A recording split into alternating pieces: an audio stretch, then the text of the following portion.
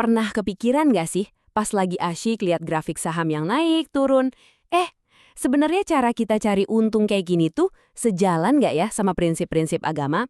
Nah, hari ini kita bakal coba bedah bareng-bareng pandangan hukum Islam soal dunia pasar saham yang seru sekaligus kompleks ini. Ya, kita kan sering banget denger ya kalau pasar saham itu, wah, jalan pintas buat jadi kaya. Janjinya itu loh yang bikin ngiler. Mesin finansial modern yang katanya bisa melipat gandakan uang kita dalam waktu singkat. Tapi, disinilah pertanyaan besarnya muncul. Apakah mesin pencetak uang yang kelihatannya canggih ini beneran lolos dari saringan halal dan haram? Nah, ini yang mau kita dalami. Gimana sih sebetulnya hukum syariat memandang jual beli saham? Oke, biar pahamnya enak, kita mulai dari yang paling dasar dulu ya. Gimana sih saham itu sebenarnya diperjualbelikan di pasar? Ternyata ada 4 cara umum yang perlu kita kenali. Pertama, ada yang namanya spot trading. Ini yang paling simpel deh. Anda bayar tunai, lunas, Anda langsung dapat sahamnya saat itu juga. Gampang kan? Beres. Terus yang kedua, ada trading margin. Nah, ini sedikit beda. Anda cukup bayar sebagian harga sahamnya aja, sisanya Anda pinjam dari broker. Tujuannya apa? Supaya bisa beli saham lebih banyak, dan harapannya, keuntungannya juga jadi berlipat ganda. Ketiga ada short sell. Ini strategi yang unik banget. Di sini, Anda justru bisa untung kalau harga sahamnya turun. Aneh ya? Jadi logikanya, Anda pinjam saham, jual pas harganya lagi tinggi, terus Anda berharap bisa beli lagi saham itu pas harganya udah anjlok buat dibalikin. Nah, selisih harganya itu yang jadi keuntungan Anda. Dan yang terakhir, opsi. Penting nih, opsi itu bukan beli sahamnya langsung, tapi kita beli haknya. Hak buat apa? Hak buat membeli atau menjual saham di masa depan dengan harga yang udah kita kunci dari sekarang. Jadi ini lebih kayak, ya semacam mengamankan kesempatan atau membatasi resiko kerugian. Oke, kita udah tahu cara-caranya. Sekarang, yuk kita gali lebih dalam lagi.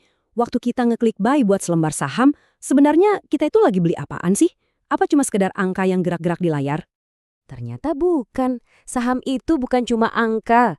Secara hukum di negara kita, saham itu adalah bukti kepemilikan modal di sebuah perusahaan yang bentuknya perseroan terbatas atau PT. Nah, tolong digarisbawahi ya, kata kuncinya di sini adalah PT. Ini krusial banget.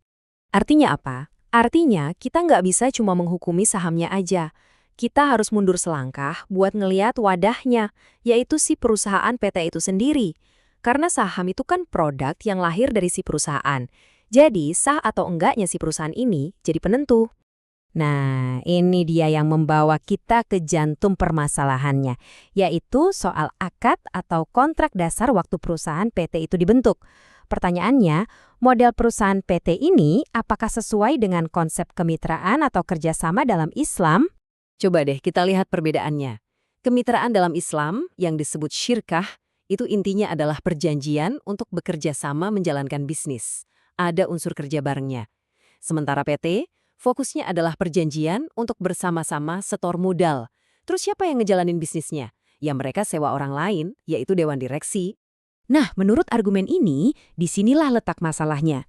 Dalam PT, syarat utama syirkah, yaitu kesepakatan untuk bekerja bersama, dianggap nggak ada. Kenapa? Ya karena para pemegang saham cuma store uang, terus nunjuk orang lain buat kerja. Keterlibatan langsung dalam menjalankan bisnisnya itu yang nggak ada. Logika hukumnya tuh diibaratkan seperti pohon ini.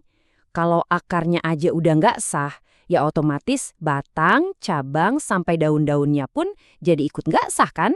Dalam kaidah fikih, ini ada aturannya. Jika yang pokok gugur, maka cabangnya pun ikut gugur. Jadi, yuk kita coba ikuti alur efek domino ini. Gimana satu masalah di akad paling awal, ternyata bisa meruntuhkan semuanya sampai ke ujung. Rantainya jadi begini. Pertama, akad pendirian PT dianggap batal secara syariat. Kedua, karena fondasinya batal, status hukum perusahaannya jadi ikut ngasah. Ketiga, saham yang diterbitkan sama perusahaan yang nggak sah, ya otomatis sahamnya juga jadi ngasah. Nah, ujungnya yang keempat, memperjualbelikan sesuatu yang nggak sah, hukumnya jadi haram. Jadi kesimpulan dari sudut pandang ini tuh jelas banget. Masalahnya bukan di aplikasi tradingnya, bukan juga soal harga yang naik turun, tapi masalahnya ada di akar, di fondasi hukum dari si perusahaan itu sendiri. Karena akarnya dianggap tidak sah, maka buahnya, yaitu saham, juga jadi nggak boleh diperjualbelikan.